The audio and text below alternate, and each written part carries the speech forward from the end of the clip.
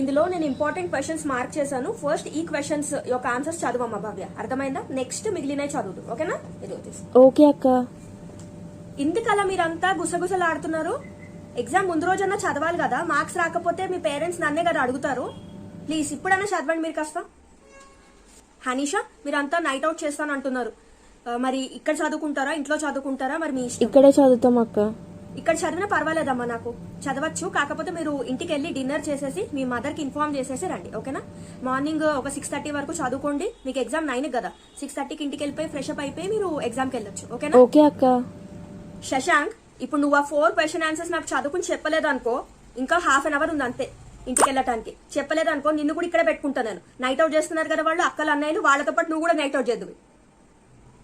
వద్దు కదా, మరి చదువు, అర్థమైందా? చదివి నాకు అప్ప చెప్పే నువ్వు వెళ్ళాలమ్మా, అర్థమైందా నీకు? ఇవి కంపల్సరీగా వస్తేనన్నా రేపు.